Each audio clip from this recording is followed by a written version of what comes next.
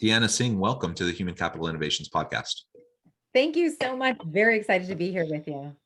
Yeah, I'm super excited to have this conversation with you today. As we were talking in the pre-interview, I just really get excited anytime I have the chance to talk with someone who's equally as passionate about social impact work.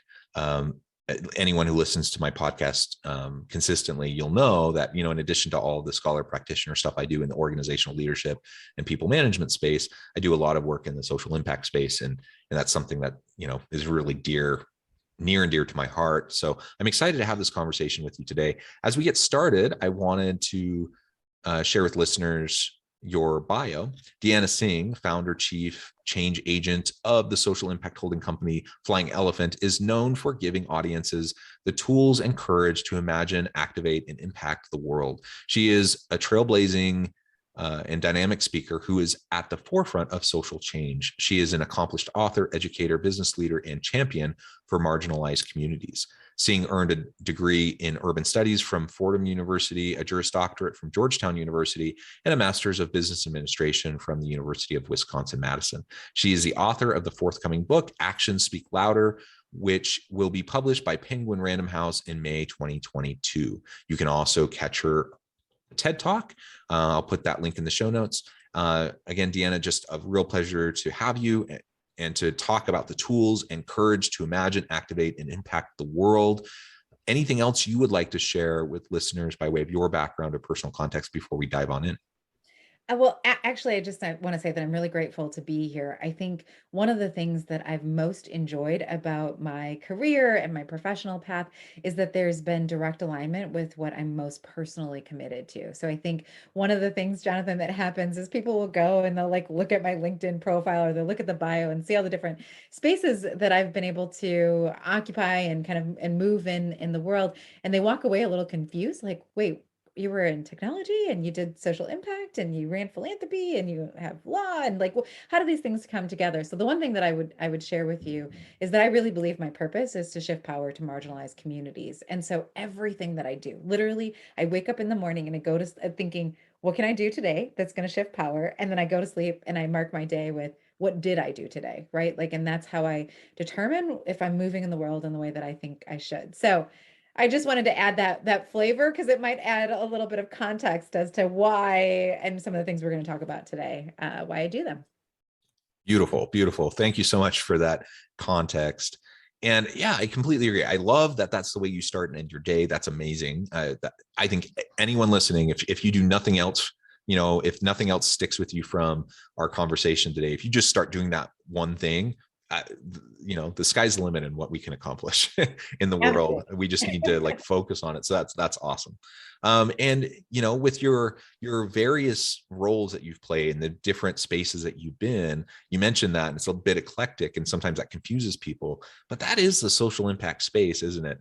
Because social impact inherently is interdisciplinary and multidisciplinary, and inherently it's about systems and disrupting systems that, I like to give people the benefit of the doubt. I look at someone and I'm like, okay, they're doing something that is negatively harming somebody else, but they're a product of a system that's broken.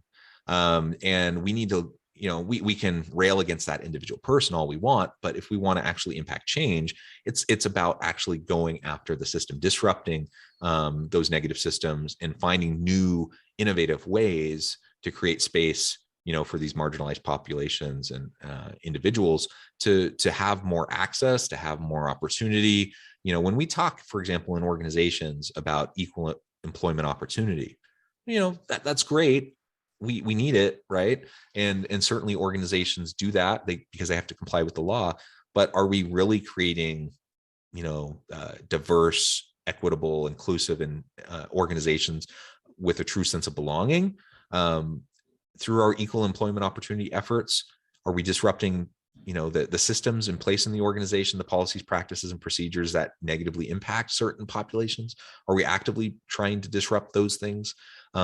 If yes, then equal employment opportunity is awesome. If no, then it's a really, really low bar in terms of what we're trying to accomplish. And so, yeah, absolutely. I love what you're saying. And we need more interdisciplinary people who have occupied different spaces, who can bring a more holistic view towards these really huge, messy, complicated problems. There's no one trick pony, like easy solution to these problems. Otherwise, they would have been solved already, right? I agree with you 100%. I think it's one of the things our clients most appreciate about working with us is that we can look at all of the different things that happen within an organization's context, but we can also apply what we've learned in all of these different sectors.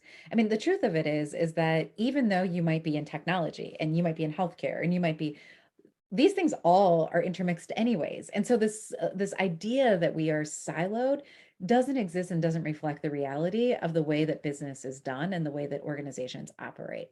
Right? If you're a healthcare institution, it's not that you don't have technology. And if you have technology and that's your main focus, it's not that you're not thinking about healthcare for your employees. And so that's just a very simple example, but I think sometimes we think so much in our silos and that we don't actually look to the left and to the right to figure out what we could be doing differently, how we could be challenging the status quo that currently exists within our organization. So one of my favorite things to do is to come in and say like, hey, let me poke a little bit here and let me poke a little bit here and let me give you a broader context into which you can pull some tools from. Yeah, And then excellent, watching excellent. clients do that. Yeah, it's Yeah, cool. let's talk about that. So in the opening, I mentioned, and in your bio, you explicitly talk about the tools and the courage to imagine, activate, and impact the world. And I love that.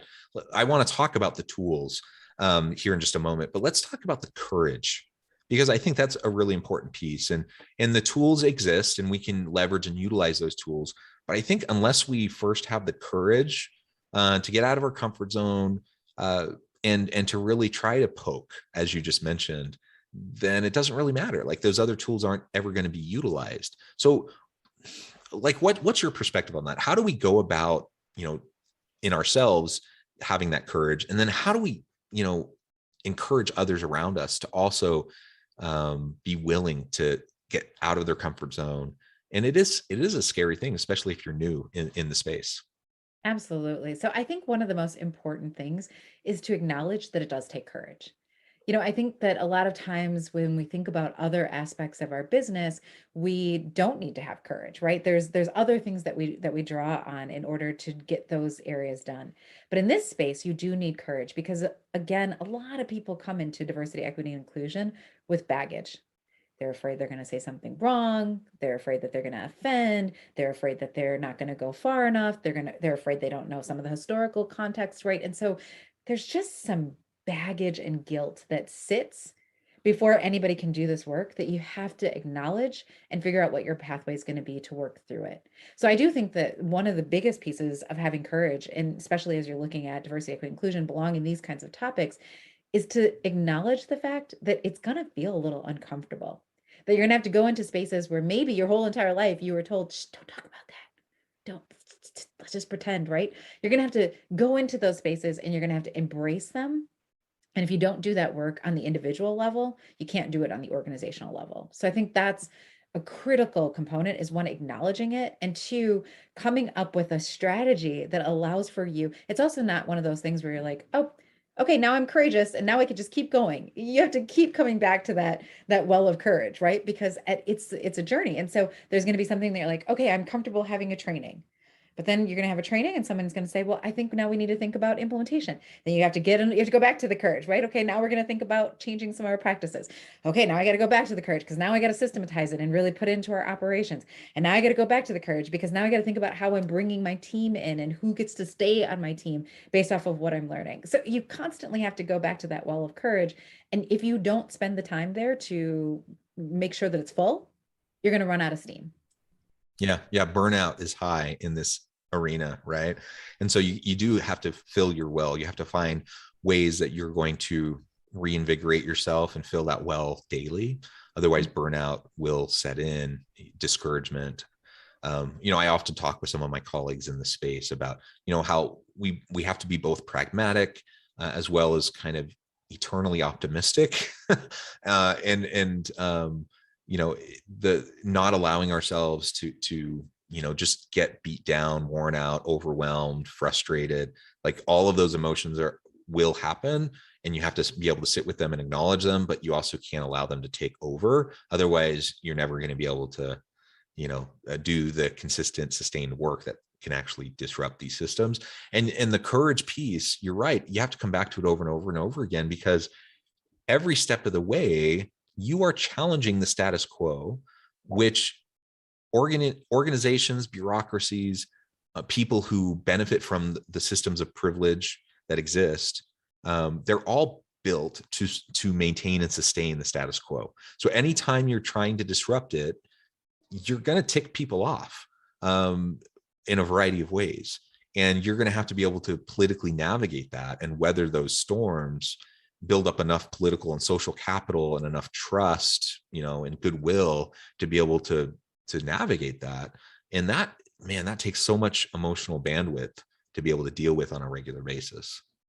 Absolutely. And I think that one of the things that I like to share with our clients and the people that we get to work with is that this work doesn't have to be heavy. Yes, you have to have courage because it's going to, but it can also be, you go back to your courage and you go back to that well so that you can maintain your joy. And I think that that's one of the key differentiators. People say why do people like to work with you? Or what do you think you bring to the table that's different? And I believe very strongly in this idea of bringing joy into the work, right? So we talk and we make sure that in everything that we do, we are showing up with that sense of joy. But you can't do that if you don't understand that, it doesn't mean that everything is all peachy keen, but it's I understand that there's going to be some troubled waters. I understand that people are going to be uncomfortable. I understand that some people are going to, move faster than other people. And all of those things are part of this, a part of this role. But as long as I understand what the core principle is, why I'm doing this, why it even matters, what I'm trying to achieve as I do this, and I think that's part of what goes into your well, then you can maintain your joy, even in those moments that feel the most uncomfortable.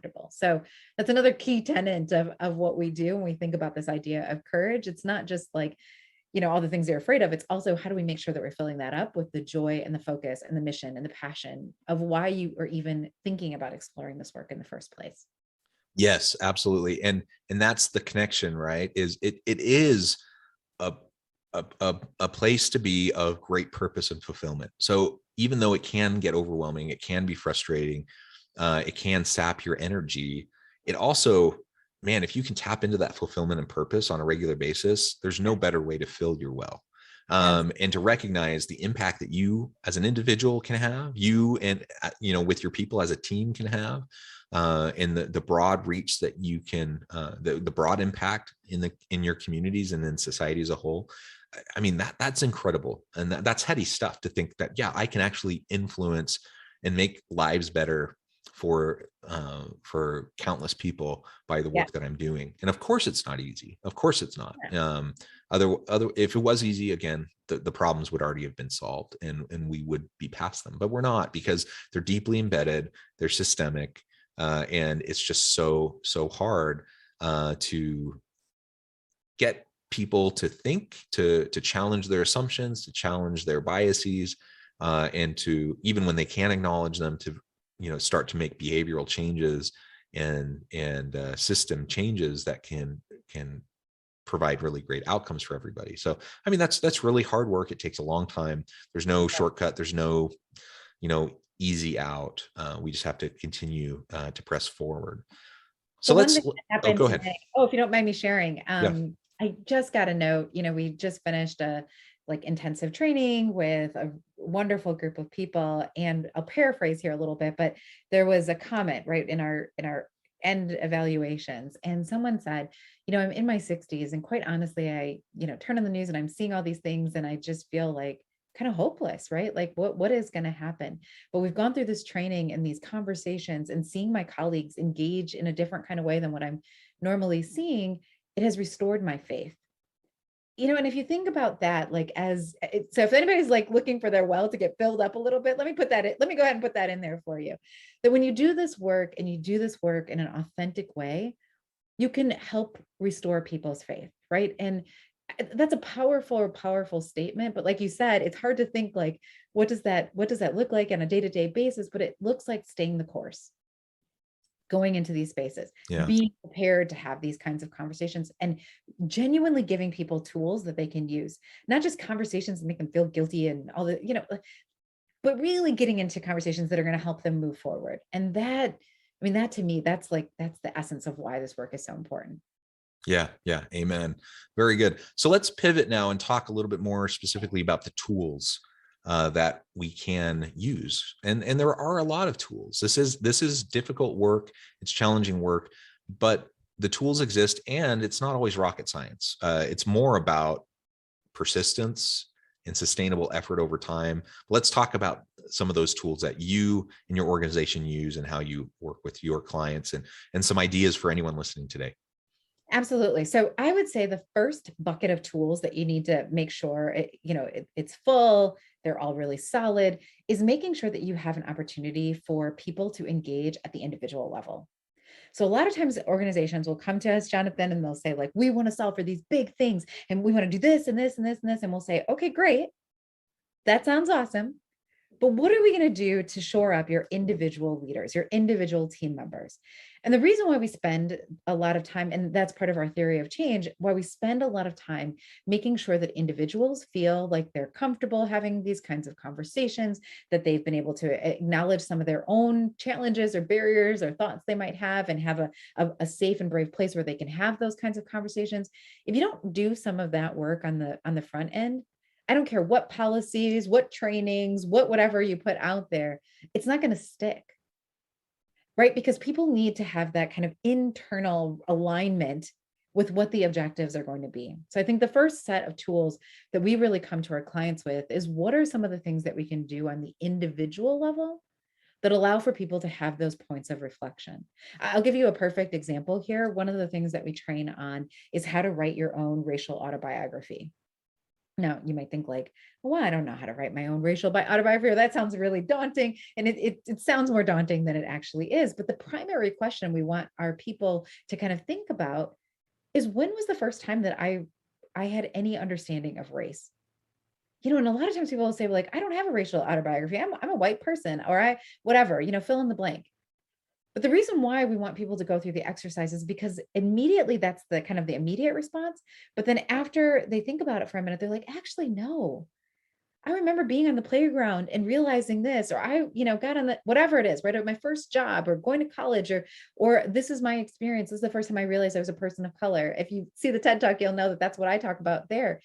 That just even that exercise alone allows people to contextualize so many years of their lives, right? In so many ways that they kind of show up in situations. So I think that's one like very big bucket. I think the other big bucket that we try to focus on a lot is learning and development. And it's tied to, this first one, but I don't think you can have a strategy or have a policy change or do any of these things without also helping train people up in what it means, why it's important, how to connect it. And so there's this other second bucket that really is all about learning and development. And what are some of the fundamentals that we have? One of the reasons why we can't talk about race in this country is because we don't have the vocabulary for it. Right? I just wrote a book for American girls, super proud of it. It's a girl's guide, and it's part of their Smart Girls Guide, and it's a girl's guide on race and inclusion. And the primary goal of that is to give our young people and their parents and their educators and their teachers some racial fluency, because we don't talk about these things. We don't even know the words to talk about these things. So it's like speaking a different language. If we don't have that, how do we grow? And like you mentioned a minute ago, people who are well-intentioned, well-meaning, are often so nervous to engage in these conversations because they don't have that fluency, and they don't want to say the wrong thing. And so they end up sitting out of conversations where either they could learn, or they could, provide their voice and influence to others around them that could be impacted. And so Right. that's really, really important. It's huge. And the minute you do it and people have that confidence, it opens yourself up. So we do our How to Be an Ally Summit. It's something we do regularly. That's one of the main objectives. And it's so empowering at the end of the summit for people to say, I walked into this just terrified about all the things, make the list, right? All the things. And I'm walking out of it understanding the power that I hold and how I can use that to serve others. Right? Like, that's the transformation that happens over the 3 days. And it is a beautiful thing to watch. And more beautiful than that is actually seeing them implement it, right? Going back to their organizations and implementing some of that what they've learned. That's just super powerful. And I guess the third bucket would be, really around strategy. Because again, you can talk about DEI, you can do some trainings, you can have some personal reflection, but if you don't figure out a way to put it into the strategy of your business, not this standalone, it's over here, this one or two people run it. No, that's not how it's going to work. It has to be implemented into the business strategy of the organization, into the daily practices of how you show up. So that's how, we think about it. There's many, many other buckets, but I feel like those are the big ones that if you understand how to do things and have tools in all of those spaces, that's what's going to lead to eventual success. Yeah. I love it. Great way to categorize those buckets of activities and tools and different approaches. I would just add, I think it perhaps fits with the strategy bucket, but we need to think, in terms of systems mapping, equity design thinking. We need some, and there are great tools to help you be more of a systems thinker. People have been talking about design thinking for a long time, but can we do design thinking through an equity lens, for example? And so when we start to build those frameworks into how we're developing strategy and how we're putting in place and implementing, the policies, practices, procedures, the mechanisms within the organization to create that inclusive and belonging culture, those are the elements that we really have to pay close attention to. And you're absolutely right. I mean, it's great if an organization goes from no conversation around DE&I or social impact work, marginalized populations, they go from zero effort communication, and then they establish a chief diversity officer, or they have a committee to look at these issues. That's a great step, right? It's a really important part of the evolution. But if that's where you stop, it's too siloed. Like, it just has to become embedded into what every single leader, every manager throughout the organization is thinking about. And it just needs to become second nature, that we're always thinking about how to make sure we're doing these things and how we feel safe to speak up and to speak out if and when we notice inequities, if and when we notice these harmful systems. And one of the reasons why using a systems approach is so helpful is because so quickly things can devolve into name calling, finger pointing to individuals, and that almost never goes anywhere good. And so recognizing, like, being with a person in a conversation, recognizing that yes, we're both flawed, we both have limitations, and just giving them the benefit of the doubt and recognizing that they're they're a product of a system of oppression. Right. They're a part of a system that is disadvantaged some while lifting others up, and it's not their fault individually. Our job is just to help them understand, so then we can talk about that system, right? That I think that gives us a permission structure to be more compassionate and empathetic towards people who might otherwise really frustrate us and maybe push us in derailing a conversation into a space that's not very productive, not very healthy, and ultimately could even set us back. Absolutely. Like, we always tell people that when we come into situations, what you're looking for and the way you should think about anybody, even those who disagree with you the most, is you are a potential ally. And if I can understand you better and demonstrate that, then you can understand me a little bit better too. And that's how we find these growth. All of this, like, polarizing, at the end of the day, what does that accomplish? Nothing. If anything, it stops us or it sets us back. It doesn't actually move us forward. And so that's the thing that's exciting about DEI. If you understand the principles, if you understand the tools, if you understand the techniques, and you implement them, it's all about moving forward, right? It's all about organizational change. It's all about systems. And in our company, what we do is we have a framework that really demonstrates what an inclusive organization looks like. And there's 9 things at the bottom of the framework. Like, these are all the areas that you have to focus on, and people, practices, and operations. And at the top is continuous improvement. Because the beauty of this work is not that you're ending somewhere, it's that you get to keep doing it, getting better, bringing more people along with you. And that's And I think for some people that's kind of overwhelming because we like to have a linear path and say like, it's this, and then we're done and we can, check the box where that's over or cross it off of our to-do list. But I hope that it's more inspiring, right? Than Yeah, it is yeah. overwhelming, because I think that that's the evolution of humankind. We have learned, the more we learn how to work well with each other, the faster we go, right? The more innovative we can be, the more we can create, the more we can imagine that which does not exist. And to me, that's why it's like, yeah, let's do this. Let's get in there. Let's make some change. Let's make it happen, and let's build on the things that already make you awesome. Let's build on those things, because everybody wants to be better, right? And that's a universal kind of a theme of humankind. Yeah. So let's tap into that and figure out how to do that in a more inclusive way. I love it. I love it. I love your passion. I love your approach. It's very, very inspiring. Deanna, it's been a real pleasure talking with you today. I note the time it has flown by. We're close to the end of our time together. But before we close, I wanted to give you a chance to share with listeners how they can get connected with you, how they can work with you and your organization, and then give us the final word on the topic for today. Awesome. So one thing that we'd love for you to do is to go to upliftingimpact.com. There are two awesome things that are happening right now. One is you can sign up for our 7-day challenge. So if you're trying to think about how you could add more diversity into your life, we have a very, very fun way to do that. You can go to the website and just click on our 7-day challenge, and it's actually uplifting impact /challenge. And you can sign up there and you'll get all the prompts and things that you need to do our 7-day challenge. The other thing is we actually have a summit coming up. So it's October 4th through the 6th. Would love to have you as a guest. You can bring yourself, you can come with a team. There are different ways that you can engage. It is all virtual. It is 3 days. We have a ton of fun, and you do walk out having a really transformative experience. We run that summit twice a year. And again, would love to have your listeners join us. And if you just want to connect on a personal level, I would encourage that too. If you want to continue the conversation, the best way to do that is to go to LinkedIn. And that's where I spend most of my time on social media. So would love to hear from you, love to hear some of your questions, some of your thoughts, and just to connect. Perfect. Thank you so much, Deanna. It's been a real pleasure. I encourage listeners to reach out, get connected, find out more about you and your team and what you can do for them. As always, I hope everyone can stay healthy and safe, that you can find meaning and purpose at work each and every day. And I hope you all have a great week.